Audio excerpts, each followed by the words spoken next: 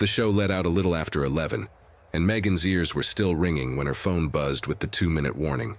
She stood under the marquee with a knot of strangers who'd all just watched the same band. Everybody doing that after-concert thing where you're wired and wrecked at once. Legs sore from standing the whole set. Throat scraped raw from yelling along to songs you didn't even know you had memorized until tonight. She checked the app again. Silver Camry. Plate ending in 4J9. Driver.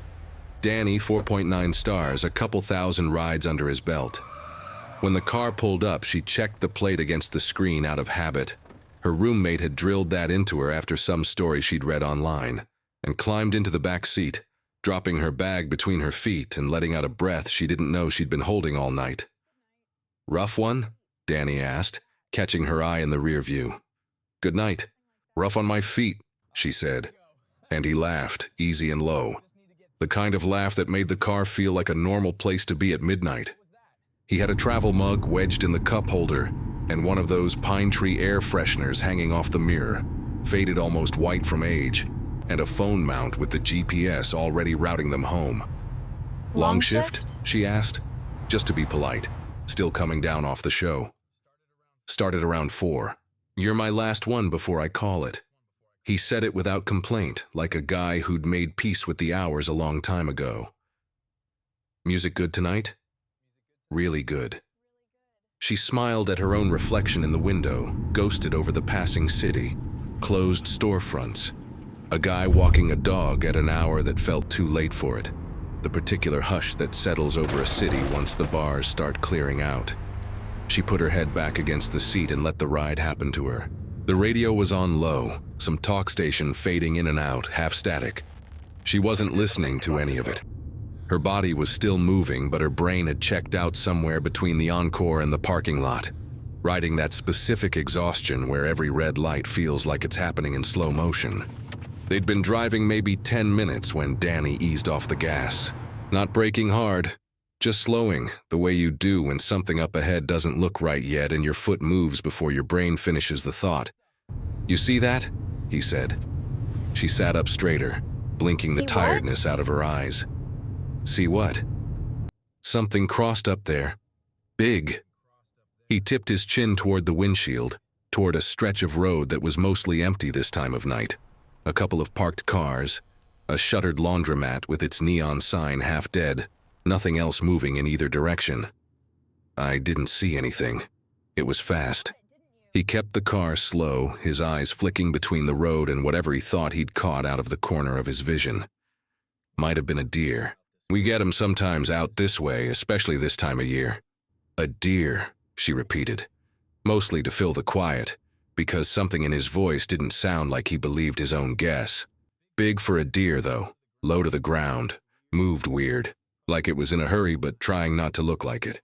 He shook his head, almost annoyed with himself, probably just messing with my eyes. "Long day'll do that." She scanned her window, the sidewalk, the dark gaps between buildings, the mouth of an alley, and saw nothing. No deer, no stray dog. Nothing big enough to explain the way his voice had dropped a register.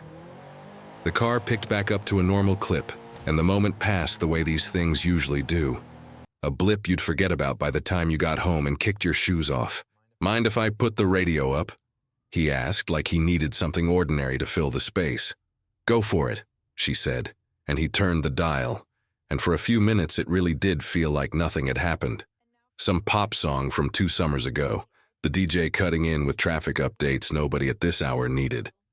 She let her eyes drift half shut again, but she wasn't as loose as before. Some small, dumb animal part of her brain had clocked the shift in his voice and wouldn't let it go, even while the rest of her pretended to doze. They caught a red light at an empty crossing. No other cars, no pedestrians, just the hum of the engine and the tick of the turn signal from some habit of his. Danny's hand stayed at 10 and 2, but his eyes kept cutting. Side mirror, rear view, road, side mirror again. Quick little checks like he was watching for something without wanting to look like he was watching for it. "You good up there?" she asked. Yeah, I'm good." He didn't sound good. He sounded like a guy running numbers in his head and not liking the total. "You in a rush or you want me to take it easy?" "Dumb question. Sorry. Force of habit. Some riders like the scenic version." Fastest way's fine, she said, and something about how careful he'd been asking that made her sit up a little, made her actually look at the dark instead of letting it slide past unfocused.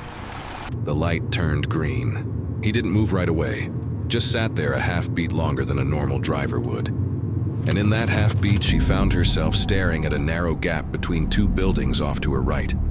One of those cut-throughs that led toward some other stretch of the city she couldn't see from here. She couldn't have explained why, but she didn't like the look of that gap. Didn't like how dark it went, how fast the dark seemed to swallow up anything past the first few feet. Then Danny hit the gas a little harder than before, and the car rolled on into the night, radio playing, mug rattling faintly in its holder, both of them quiet in a way that hadn't existed 5 minutes earlier. For a while, nothing else happened, and Megan almost convinced herself the whole thing had been nothing.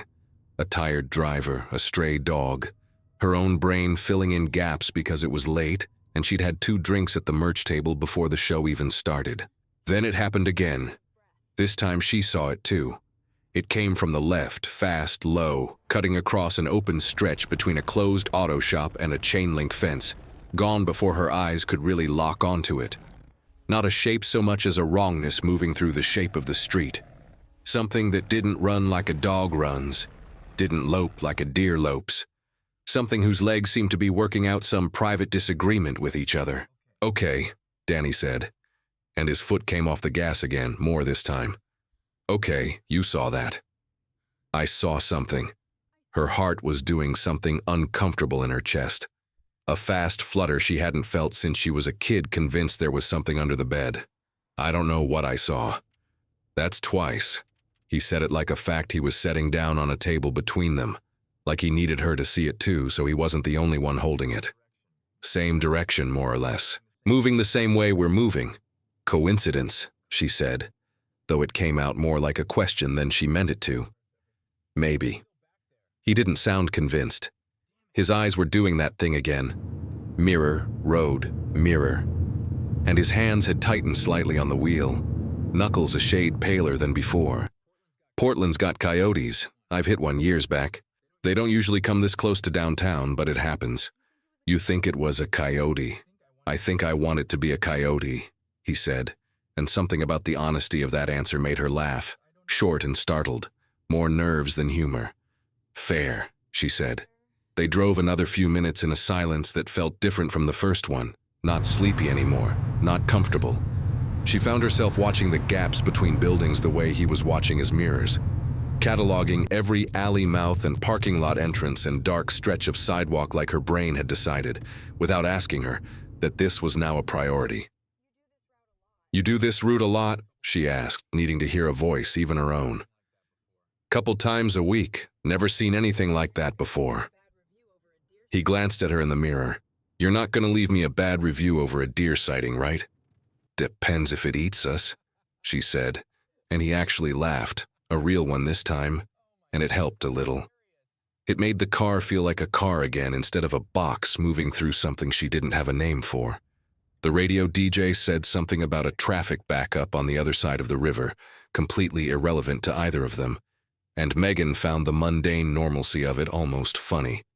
Somewhere out there, people were worried about ordinary Tuesday night things, parking, missed exits, whether the drive-thru would still be open. She checked her phone. Almost midnight.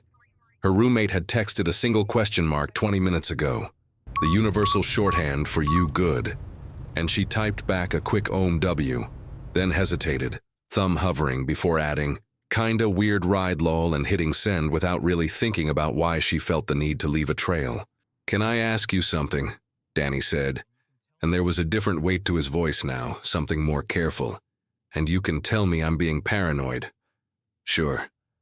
Both times, it was moving the same direction we are, not toward us, not away, same direction.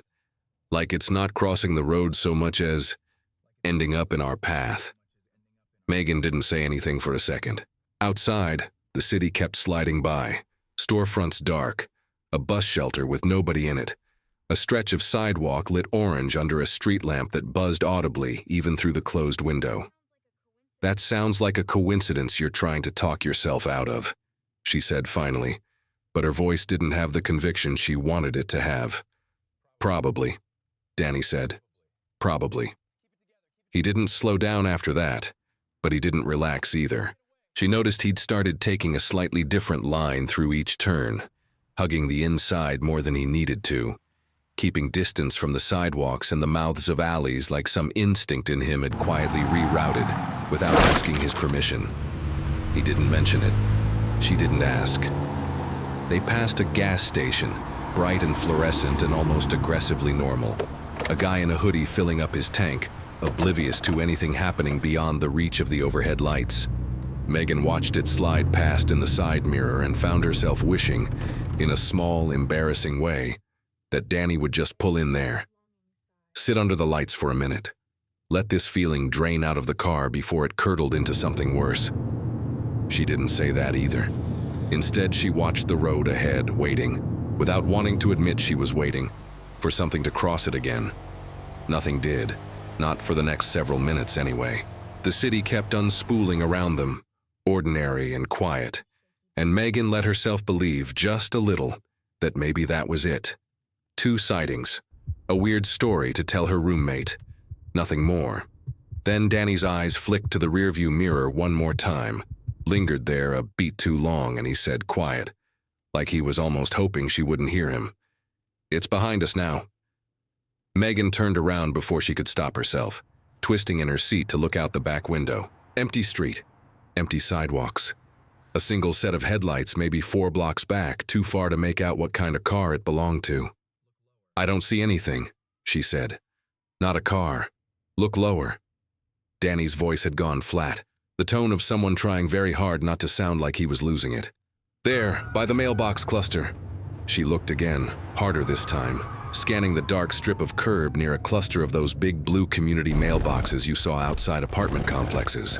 For a second, nothing. Then something detached itself from the shadow of a parked van. Low, quick, gone around the corner of a building before she could get more than a flash impression of it. Legs that moved in a rhythm just slightly off from anything she recognized. A shape that seemed too wide in one instant and too narrow in the next, like her eyes couldn't decide how to file it. "Okay," she said, and her voice came out smaller than she wanted. "Okay, I saw that one too. 3 times. Danny said it carefully, like he was building a case in front of a jury and needed every fact to land clean. 3 times, and it's not running away from us. It's running along with us. Maybe there's a den around here or something. Maybe we're just passing near wherever it lives and it keeps popping out. Maybe."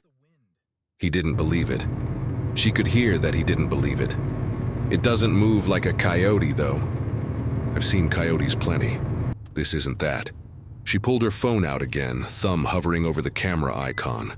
Some half-formed idea about capturing proof, filming it if it showed up again, having something besides her own shaky memory to point to later. But there was nothing to point the camera at right now. Just an ordinary street, ordinary parked cars, an ordinary orange wash of streetlight. "You want me to call this in?" she asked. "Like to animal control or something? And say what? A shape crossed the road?" Danny's laugh had no humor in it at all now. "They'd think we were drunk." "I'm a little drunk," she admitted. And for a second, the ridiculousness of the whole situation almost broke through. 2 adults, soberish, spooked by shadows on a Tuesday night, about to call the city over what was probably a big dog. Almost. Then Danny slowed the car again, without announcing it this time, without the little warning tilt of his chin. Just eased off, coasting, eyes fixed hard on something in the mirror. "Danny, give me a second." "Danny, what?" "I said, give me a second." His voice cracked slightly on the last word, and that scared her more than anything that had crossed the road so far, because he'd sounded steady this whole time. Steady in that professional driver way. The way people are steady when steadiness is part of the job. Hearing it slip made the whole night feel like it had shifted under her. She looked in her own side mirror. For a long 3 or 4 seconds, there was nothing. Then, at the very edge of the mirror's curve, something paced along the sidewalk behind them, matching their slowed speed almost exactly, staying just at the boundary of a streetlight's reach. Close enough to catch, not close enough to see clean. "It's keeping pace," Megan said, hearing her own voice from somewhere outside herself. "It's actually keeping pace with us."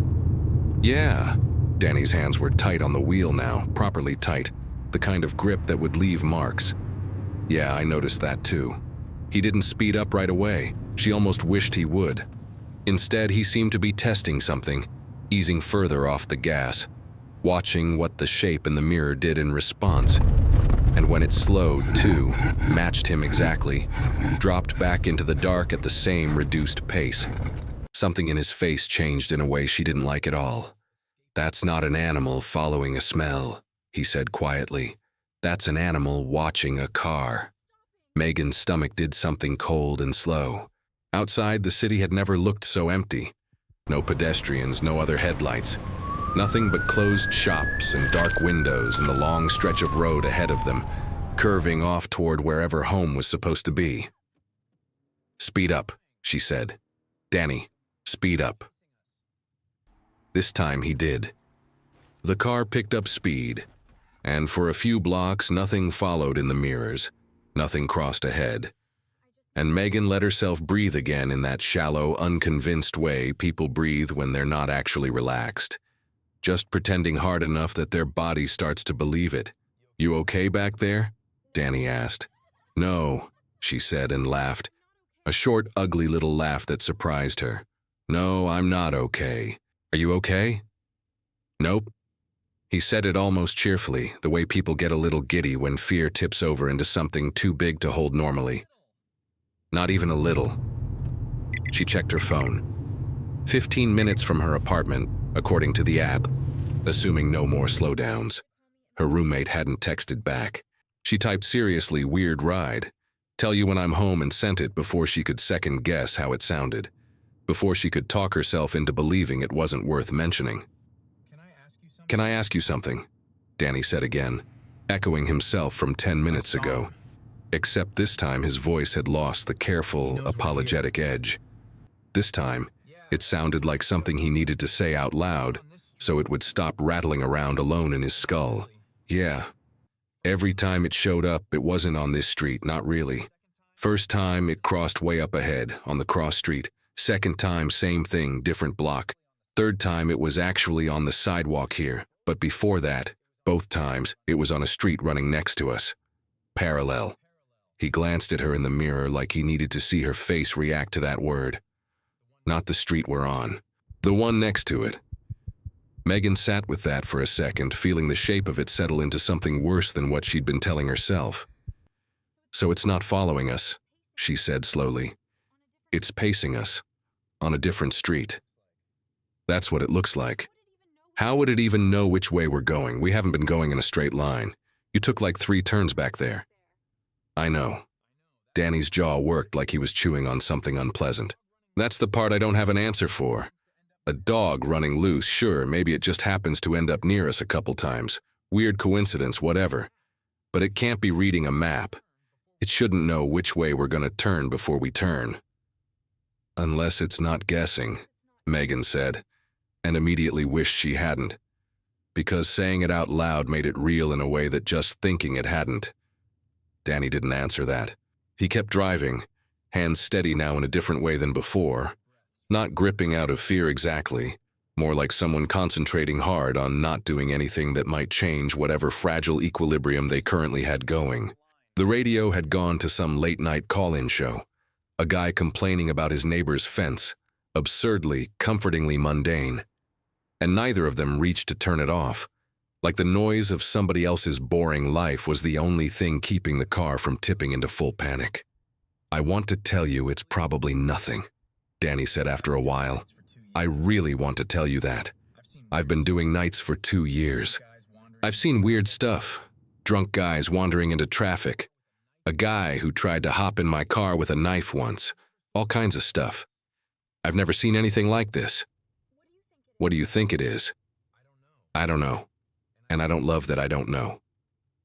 He glanced at his mirrors again, an old habit that had turned into something closer to a nervous tick in the last 20 minutes. "You're the one who was actually looking. What did you see? Really? Not what makes sense. What you actually saw. Megan thought about it, forcing herself to picture it clearly instead of flinching away from the memory the way her brain wanted to. Legs too long for the body. Or maybe the body too narrow for the legs. I don't know which way that's supposed to work. It moved wrong, not like an animal that's hurt exactly. More like an animal built a little differently than it should be. And it was fast. Faster than anything that size should be able to move. That's about what I saw too, Danny said quietly. Figured I was imagining half of it. You weren't. They fell into a silence that had a different texture than any of the silences before it. Not scared exactly, or not only scared. Something more like two people quietly agreeing to believe the same impossible thing because the alternative, not believing each other, felt worse. Okay, Danny said finally, decisive in a way that made Megan sit up. Here's what we're doing. There's a bigger road up ahead, more lit up, more traffic even this late. Gas stations, a diner that's open all night. I'm taking us that way instead of the direct route. More people around, more light. I don't love how empty it's been out here. You don't have to convince me, Megan said. Take whatever way has the most streetlights in it. He nodded and, a block later, took a turn she hadn't expected, cutting away from the path the app had originally mapped out. The GPS voice chirped a mild objection, recalculating, and he silenced it with a tap before it could say anything else. For a few minutes it worked, fewer shadows. More light spilling out from a strip mall's parking lot. A laundromat still open with a single guy folding something at a table. A bus idling at a stop with its interior lights on. Warm and yellow and thoroughly, wonderfully human. Megan let her shoulders come down from somewhere near her ears. Better? Danny asked. Better, she admitted. They passed the diner he'd mentioned. Windows glowing. A couple of booths occupied even at this hour. The particular comfort of strangers eating pancakes at midnight like it was the most normal thing in the world. Megan watched it slide by and felt a strange, specific longing to just get out here. Walk in, sit at the counter, order coffee she didn't even want. Be around people until the sun came up. She didn't say that. Instead, she watched the road ahead settle back into something like normal. More cars now, red taillights strung out toward a light in the distance, an ordinary nighttime traffic pattern that felt, after the last 20 minutes, like the most reassuring thing she'd ever seen. I think we lost it, Danny said, though he didn't say it like he fully believed it. He said it like a hope he was testing out loud, watching to see if it held. Megan didn't answer right away.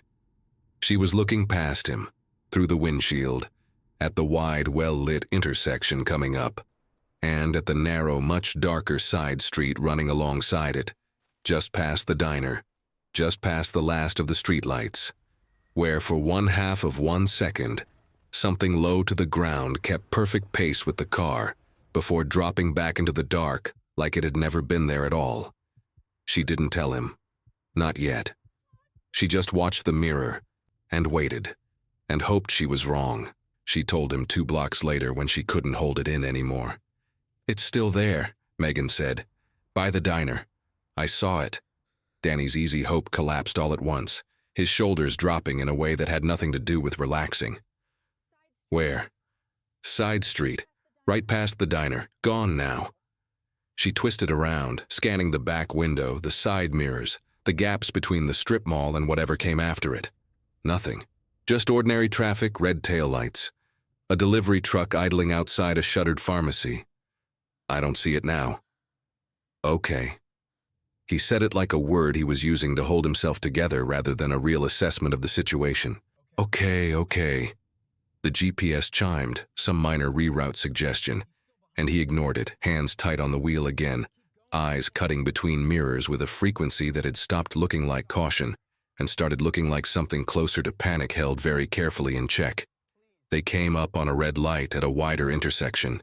6 lanes, a gas station lit up like daylight on one corner, a shuttered furniture store on the other. 2 other cars were stopped alongside them. Ordinary people doing ordinary midnight things, and Megan found herself staring at the driver in the sedan next to them, willing him to look over, to be some kind of anchor to normalcy. He didn't look over. Nobody in this city knew what was happening in the back of a silver Camry at this exact intersection. "When the light changes," Danny said, "I'm going to take the shortest way to your place. Forget the scenic route. Forget avoiding the quiet streets. I want you home." "Fine. Good. Yes." The light turned green. Danny hit the gas hard enough that Megan's back pressed into the seat, and for a second it felt like they were simply going to outrun the entire problem, like speed alone could solve something that clearly wasn't about speed at all. Then it happened. It came out of the gas station side lot, low and fast, cutting across 2 lanes at an angle that should have put it directly under their wheels. And Danny wrenched the car sideways, tires shrieking, the whole vehicle lurching hard enough that Megan's shoulder slammed into the door and her bag spilled across the floor mat. A horn blared from somewhere behind them. The car fishtailed, caught, straightened, and for 1 full second the animal was close enough that Megan saw it properly for the first time. Really saw it. Not a glimpse. Not a shape at the edge of a mirror. It was bigger than a person, fur patchy across a torso that seemed to shift width depending on how it turned, thick over the shoulders and almost bare along one flank. A long pale scar cutting through the fur there, throwing off the whole rhythm of how it moved. Its front legs were wrong, too long, jointed in a place a leg shouldn't bend. And its head came around toward the car with a short, blunt muzzle and a jaw that hung a fraction off center, like something behind the face had been rebuilt slightly wrong. Its eyes caught the gas station's fluorescent lights and flared a dull amber white, just for that second, before it dropped low, shifted its weight, and vanished back into the dark beyond the lot in a burst of speed that didn't seem physically reasonable for something that size. The car swerved once more, overcorrected, and Danny fought it straight, breathing hard, both hands locked on the wheel. "Are you hit? Did we hit it?" Megan couldn't get a full sentence out. Her hands braced against the seat in front of her, heart slamming so hard she could feel it in her throat. No, we didn't hit it. It moved."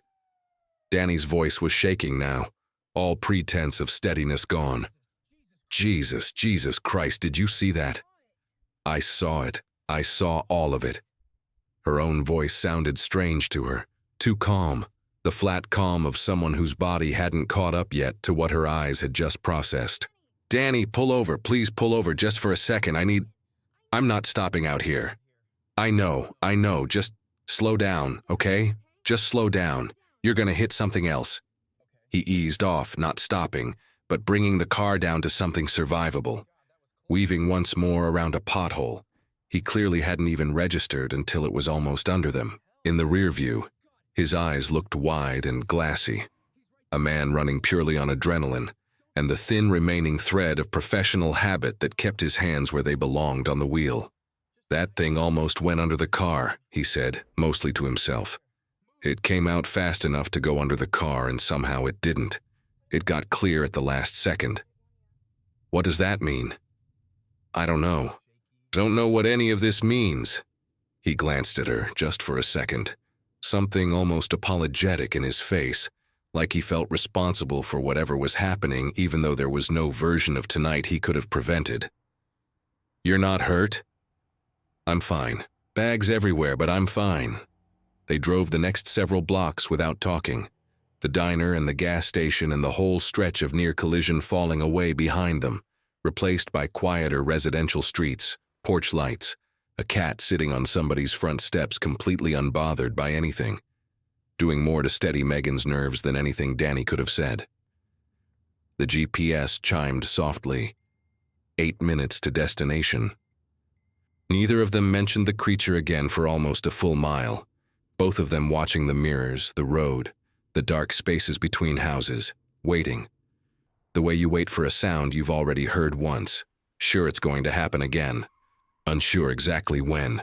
For a while nothing happened, and that nothing stretched out long enough that Megan's hands slowly stopped shaking. They'd moved into a stretch of the city that felt entirely different from where they'd just been. Quiet residential blocks, single-family houses with porch lights on, a sprinkler running somewhere despite the hour, a car alarm chirping once as somebody locked up for the night. Ordinary. Aggressively, wonderfully ordinary. You want me to just stop somewhere? Danny asked. His voice had leveled out some, though there was still a rasp underneath it that hadn't been there an hour ago. Not driving anymore for a minute. Just parked somewhere with light. Yeah, Megan said. Yeah, actually, please. He pulled into the lot of a 24-hour pharmacy a few blocks later, easing into a spot under one of the tall lot lights, close to the entrance where a bored-looking employee was restocking a display just inside the glass doors. He put the car in park but didn't turn off the engine, like some part of him needed the option to leave instantly available. For a minute, neither of them said anything. Megan reached down and gathered the things that had spilled out of her bag. A lip balm, her wallet, a crumpled receipt, her phone, miraculously unbroken. Her hands were doing a light, persistent tremor she couldn't quite stop. Not panic exactly anymore, just the aftershock of it working its way out of her system. I've been driving nights 2 years, Danny said finally, staring straight ahead through the windshield at the pharmacy's bright doors. I've had guys threaten me. I've had a woman have a full seizure in my back seat once, had to pull over and call 911, held her hand till the ambulance came. I've seen some things, but not that. Not that. He rubbed a hand down his face. I keep trying to make it something normal. Big dog, coyote, somebody's exotic pet that got loose, I don't know. A wolf dog or whatever, some designer breed thing gone wrong. My brain keeps handing me options and none of them fit what I actually saw. The scar, Megan said quietly. On its shoulder. Did you see that? I saw something. Didn't get as good a look as you, probably. I was a little busy not putting us into a gas pump. It looked old, like it had had that scar a long time. It changed how it ran, like one side didn't move the same as the other. She heard herself say it and realized with a strange little jolt that some clinical part of her brain, the part that spent all day palpating injured limbs and reading gates on dogs that came through the clinic, had already started cataloging it like a case file. Old injury, compensatory movement pattern, chronic, not acute. You're doing the vet tech thing right now, aren't you? Danny said, glancing at her in the mirror, something almost like a smile ghosting across his face for the first time in 20 minutes. A little. It's better than screaming. Fair enough. The pharmacy employee finished restocking and disappeared toward the back of the store, and for a second the parking lot felt very empty again, despite the lights, despite the working cameras mounted over the entrance, despite everything about it that should have felt safe. Megan found her eyes drifting to the dark tree line at the far edge of the lot, a strip of landscaping between the pharmacy and whatever business sat behind it, and made herself look away. I should call this into the company, Danny said, not moving to actually do it. Report I don't even know what I'd call it, wildlife incident near collision. They're gonna think I was texting and made something up. Do you have dash cam footage? He blinked like the thought hadn't occurred to him yet through the adrenaline fog. Yeah, I do actually. He reached up and tapped the little camera mounted near the mirror, checked something on his phone, frowned. Front-facing only. Doesn't catch the mirrors, and it happened kind of at an angle. Might have caught something. I don't want to look at it right now, honestly. Yeah, Megan agreed. Same. They sat another minute in the idling car, the engine's hum the only sound, both of them quietly recovering in the particular way people do after something that doesn't have an obvious next step. No cops to call, not really. No wound to treat. Nothing broken except some invisible sense of how the night was supposed to go. I'm 8 minutes from my place, Megan said eventually, checking the app, watching the little car icon sit motionless on the map, waiting on them. You don't have to keep driving me if you want to just end the shift here. I can get another car. No, Danny said, firm enough that it surprised her. No, I'm taking you home. I'm not putting you in some stranger's car after that, and I'm sure as hell not driving off by myself either. We finish this together. Something about the together landed harder than she expected it to, given that 2 hours ago he'd been a stranger with a 4.9 rating and a pine tree air freshener. Now he felt like the only other person on earth who'd believe her if she told this story tomorrow. Okay, she said, together. Let's go home. He shifted the car into drive, pulled carefully out of the lot, checked his mirrors, habit now, a habit that would probably outlast tonight by months, and eased back onto the road, the pharmacy's bright lights shrinking behind them into just another patch of glow in a city full of them. The check engine light came on 4 minutes later. It wasn't dramatic, just a small amber glow blinking to life on the dash, the kind of thing that under any other circumstances Megan wouldn't have even noticed. But Danny noticed it instantly, his whole body going rigid in a way that told her his nerves were nowhere near settled, no matter how steady his voice had sounded back at the pharmacy. "That's new," he said. "Is that bad?" "Could be nothing." "Sensor glitch. Could be something?" He glanced at the dash again, then at his mirrors, then back to the road. That same triple-check rhythm he'd fallen into an hour ago, except now it looked less like fear of the creature and more like a man who didn't trust anything about tonight, mechanical or otherwise. "I don't love ignoring an engine light with what we've been dealing with. If something goes wrong with this car in the wrong spot, I don't want us stuck." "There's a gas station up on the corner," Megan said, pointing. "The one with the bright sign. Maybe just pull in, check under the hood, see if it's obviously something or nothing." He didn't love the idea. She could tell by the way his jaw tightened. But he also clearly didn't love the idea of driving another 6 minutes on unfamiliar streets with a warning light and an unexplained animal that might or might not still be pacing them from somewhere out of sight. He pulled into the station, easing up next to a pump under the brightest cluster of overhead lights, and cut the engine. The quiet that followed felt enormous. "Give me a second," he said, popping the hood latch. "I know enough to at least tell if something's obviously wrong. Won't take long. I'll come with you. You don't have to. I'm not sitting in the car by myself right now, Danny." He didn't argue with that. They climbed out together, the night air cool and faintly metallic smelling, the station's fluorescent lights buzzing overhead in a way that felt almost aggressively bright after the darker residential streets. A single other car sat at a pump on the far side, nobody visible inside it. The cashier's booth glowed behind reinforced glass, a bored-looking guy scrolling on his phone, oblivious. Danny propped the hood and leaned over the engine, flashlight from his phone sweeping across belts and hoses and things Megan couldn't identify. She stood close beside him, arms crossed, eyes doing what they'd been doing for the last hour, sweeping the edges of the lot, the dark strip behind the dumpster enclosure, the unlit street beyond the station's perimeter, the gap between the station and the auto body shop next door where the light didn't quite reach. "Looks fine," Danny muttered, more to himself than her. "Nothing obviously loose, no smoke, no smell. Might just be a sensor. I'll keep an eye on the temp gauge." "So we can go?" "Yeah, just wanted to make sure I wasn't about to strand us somewhere with—" He stopped himself before finishing that sentence, like saying the rest of it out loud would make it more likely to happen. Megan felt it before she consciously registered why. A kind of pressure at the back of her neck, the specific, ancient feeling of being looked at from somewhere she couldn't see. She turned, slowly, scanning the lot again. The dumpster enclosure, the gap by the auto shop, the dark tree line running along the back fence of the property. Nothing moved, but something about the quality of the dark past the fence felt different than it had 30 seconds ago.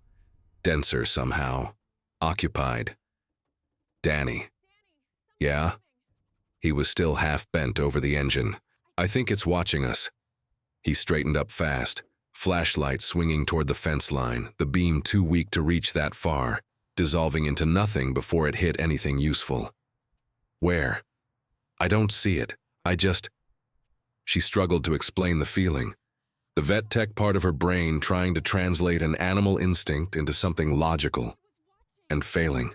You know when a dog in the exam room is scared, and it's not moving and it's not making noise, but you can feel it watching the door the whole time. It's like that. Except I don't know what it's watching. Danny closed the hood slowly, the sound of it latching unnaturally loud in the quiet lot, and both of them stood there a moment, backs half turned toward the pump, eyes on the dark edge of the property. The cashier inside his booth glanced up from his phone, looked at them for a second. Two people standing very still, staring at a fence line, and went back to scrolling, unbothered, the universal expression of someone who'd seen weirder things happen at a gas station at 1 in the morning and didn't feel like getting involved. "We should go," Danny said quietly. "Yeah." Neither of them moved right away.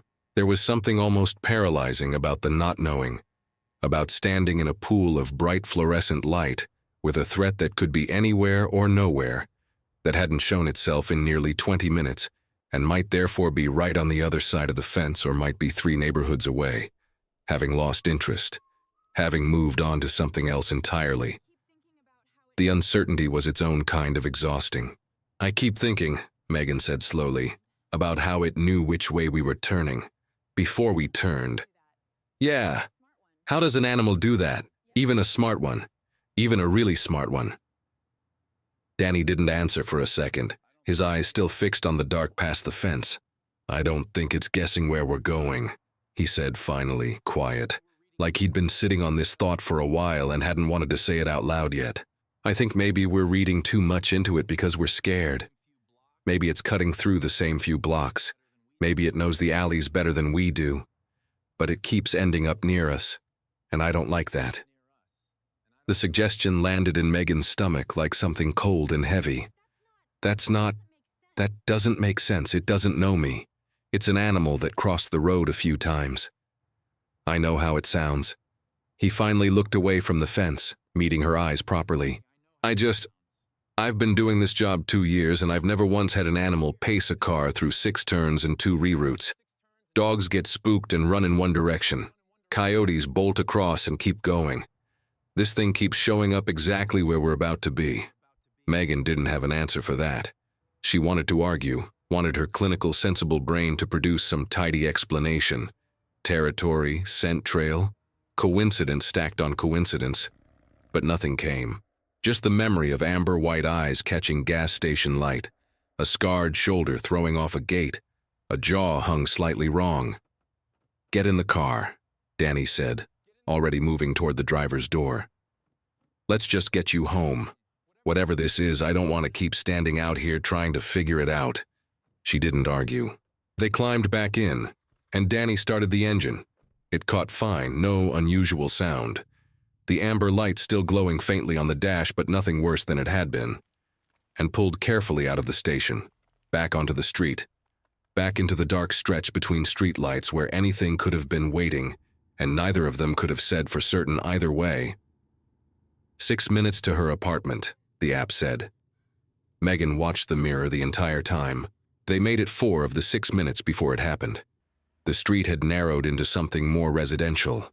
Older houses set close together, hedges instead of fences, streetlights spaced further apart than they'd been near the pharmacy. Danny had picked up speed again, not recklessly, just steadily. The particular controlled urgency of someone trying to close a distance without admitting out loud that he was racing something. It came from the right this time, not across the road ahead, not paced along a parallel street, straight out of a gap between 2 houses, close enough that Megan saw the hedge shutter before the shape cleared it, and it hit the side of the car hard enough to rock the whole vehicle on its suspension. Megan screamed. Danny swore and stomped the brake, the car skidding half a length before stopping dead in the middle of the street, and for one suspended second, neither of them moved, both frozen, waiting to understand what had just happened to them. Then something scraped against the passenger side door, low, deliberate, a sound like claws dragging along metal, and Megan flinched away from the window instinctively, pressing herself toward the center of the back seat. "Go, go, go," she said, the words coming out in a rush. Danny didn't need telling twice. He stomped the gas and the tires spun for a half-second on loose gravel before catching, the car lurching forward, and in the side mirror Megan caught the thing rising from where it had been crouched beside the car, up on its hind legs for just a fraction of a second, taller than she'd braced herself for, before it dropped back down and came after them at a dead sprint. It kept pace, not beside the car this time, not on a parallel street, directly behind them, close, closing, its head low the way Danny had said, shoulders working in a rhythm thrown slightly off by the old scar, front legs eating up ground in strides that shouldn't have belonged to anything built like that. "It's gaining," Megan said, twisted fully around now, hands braced on the seat. I know. Danny's voice had dropped into something flat and focused, all panic burned away by pure animal need to keep moving. He took the next turn hard, tires protesting, and for a second the creature vanished from the mirror, and then reappeared almost instantly, cutting the corner through someone's front yard instead of following the road, gaining ground it shouldn't have been able to gain. It's cutting through yards. I see it. The car hit us straight away and Danny floored it, speed climbing past anything reasonable for a residential street, porch lights strobing past the windows, a dog somewhere barking itself into a frenzy behind a fence as they passed. In the mirror, the creature was still there, still closing, jaw working, and for one terrible clear second under a streetlight, Megan saw its full face. Not humanoid, not really. Whatever her brain wanted to make of the proportions. Just wrong. A predator's face built slightly incorrectly, eyes catching the light in that same dull amber flare, fixed directly on the car. Then it dropped back. Not gradually. All at once, its damaged shoulder hitching hard under the next streetlight. Its stride breaking for half a second before it veered toward a dark yard and disappeared. 1 second it was 3 car lengths back and closing, and the next it peeled off toward a dark yard and was gone, swallowed by shadow between 2 houses and didn't reappear. Danny didn't slow down to check.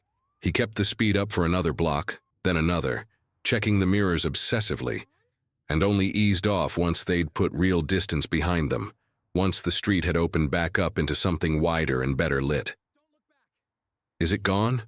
Megan asked, still watching the back window. I don't know. I don't see it. He was breathing hard, hands white-knuckled on the wheel, sweat visible along his hairline even in the dim dashboard light. It just stopped. Why would it just stop? I don't know. It had us. It was gaining on us. It could have... He didn't finish the thought, and Megan didn't need him to. She checked her own side, scanning the yards and hedges rolling past, the dark spaces between houses, finding nothing. No low shape keeping pace, no eyes catching the light. Just an ordinary street at 1 in the morning. Sprinklers ticking, a cat darting under a parked car, entirely unrelated to anything that had just happened. Her hands wouldn't stop shaking. She pressed them flat against her thighs, trying to still them, and noticed for the first time that her shoulder ached where she'd hit the door earlier, a bruise already forming. You're bleeding, Danny said, glancing in the mirror. She touched her hand to her cheek and found a thin line of blood there, not deep, probably from something in the car during the impact, a stray edge of the seatbelt clip or a piece of the door panel. It didn't hurt, not really, not compared to everything else her body was currently processing. I'm okay, she said. I think I'm okay.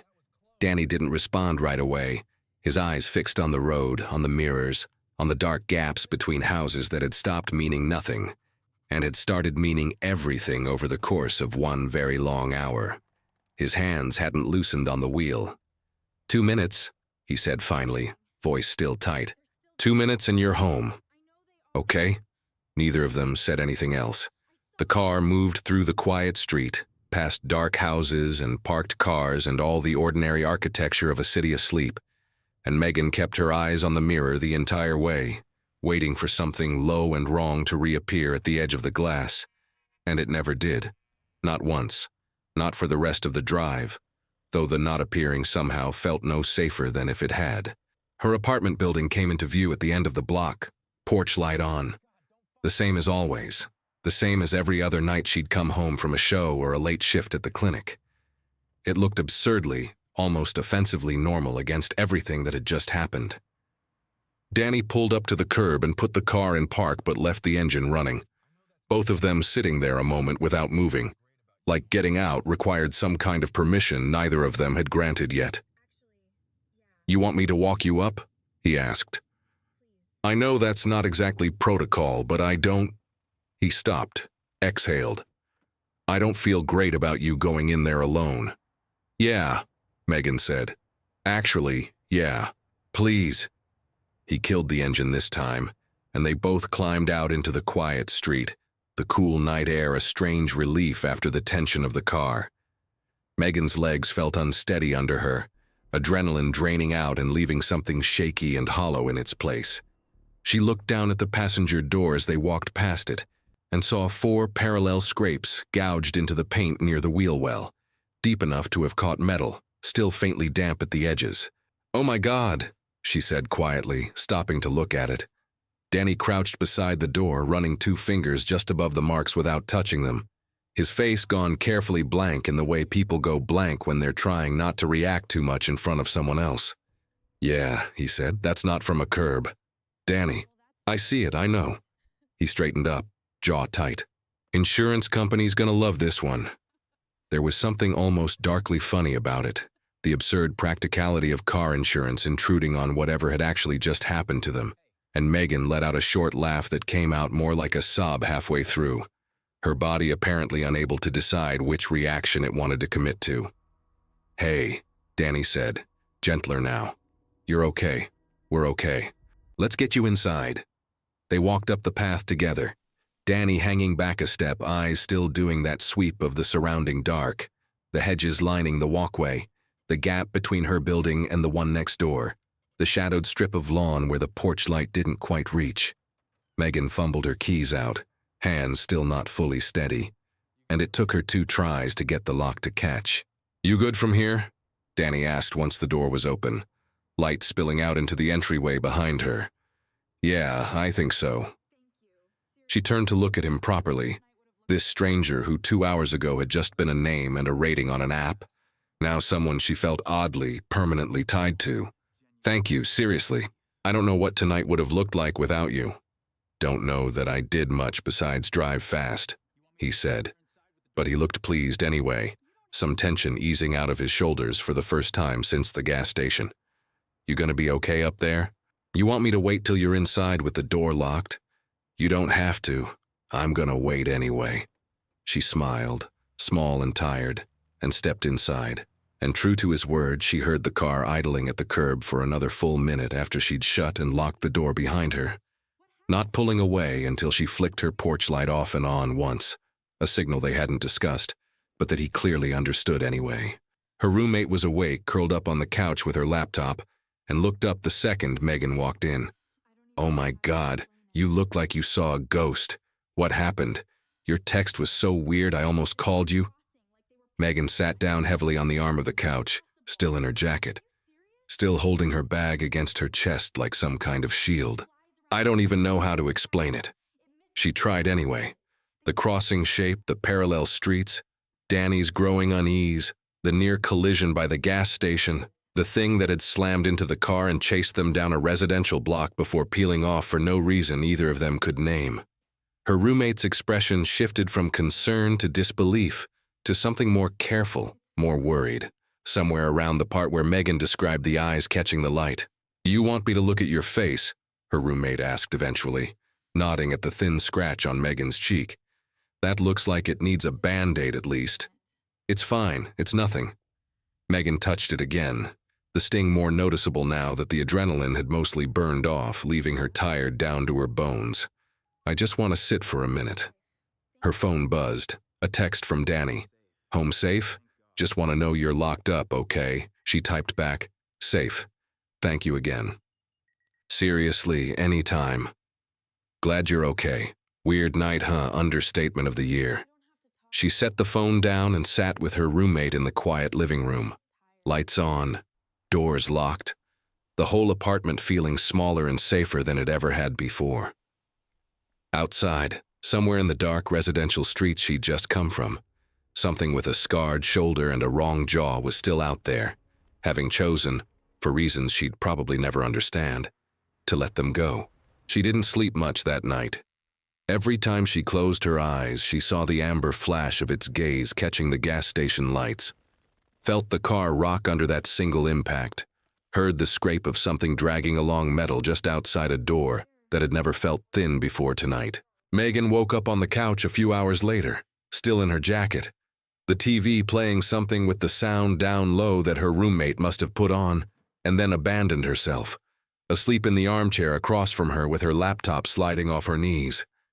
Gray early light was coming through the blinds, that flat pre-dawn color that makes everything look slightly underwater. Her phone had 3 notifications.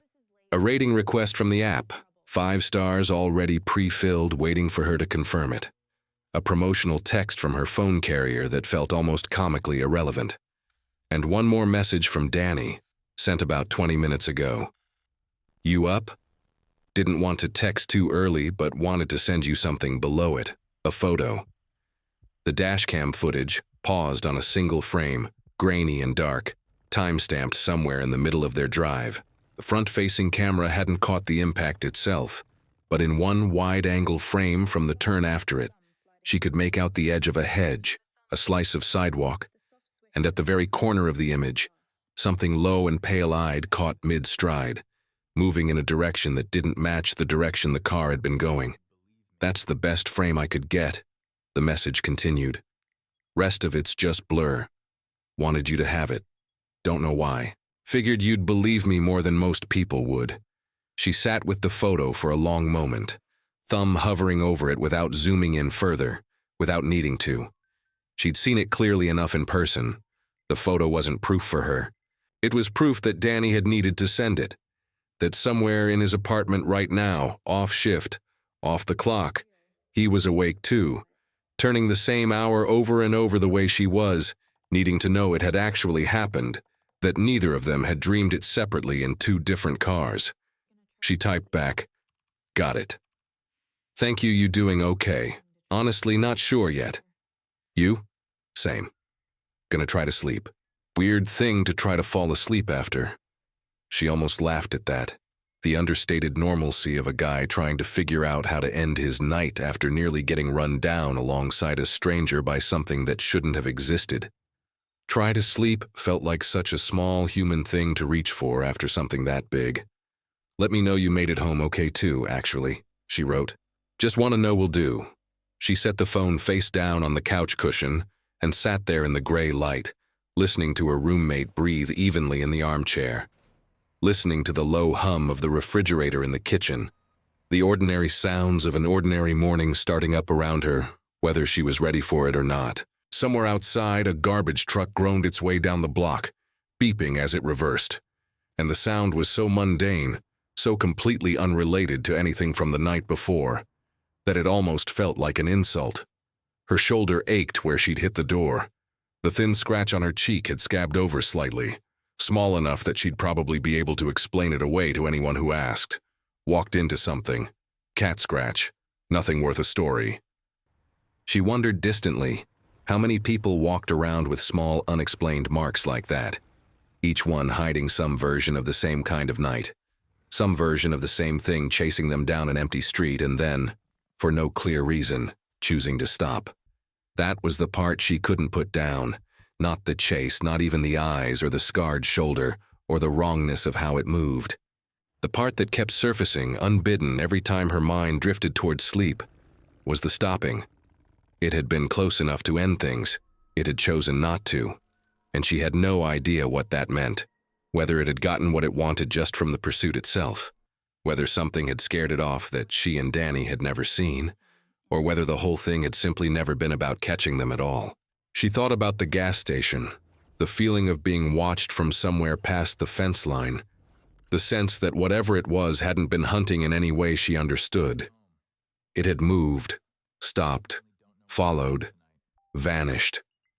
All of it with a rhythm she couldn't translate into a reason. Her phone buzzed once more against the cushion. Made it home, locked up. Genuinely don't know what to do with tonight, LOL same, she wrote back. Think I'm just gonna sit with it for a while, yeah. Me too, Danny, thank you. For real. I mean, it wouldn't have wanted you in that car with anyone else, honestly. Weird thing to be grateful for, but there it is. She smiled faintly at that, tired and a little raw, and didn't write anything else. Just let the conversation sit there unfinished, the way so much of the night felt unfinished. No explanation for the eyes, no answer for how it had known which way they'd turn. No clean line connecting the scar on its shoulder to whatever history had put it there. Just a series of things that had happened, witnessed by 2 people who now shared something neither of them would ever be able to fully explain to anyone else. Not the police, not a wildlife agency, not even each other in any complete way. Her roommate stirred in the armchair, blinking awake, catching sight of Megan still sitting upright on the couch in yesterday's jacket. "You never went to bed." "No," Megan agreed. "You want breakfast? I can make eggs." "Yeah," Megan said, and found that she meant it, found some small, stubborn part of herself already reaching past the night toward something ordinary. The same instinct that had made her want to walk into that all-night diner and sit at the counter with strangers eating pancakes. "Yeah, eggs sound really good." She stood, joints stiff, shoulder protesting, and followed her roommate into the kitchen, morning light strengthening through the window over the sink, and somewhere behind her, still open on the couch cushion, Danny's message sat unanswered. "Wouldn't have wanted you in that car with anyone else." True in a way that had nothing to do with ratings or reviews or any of the ordinary language that was supposed to describe a stranger giving you a ride home.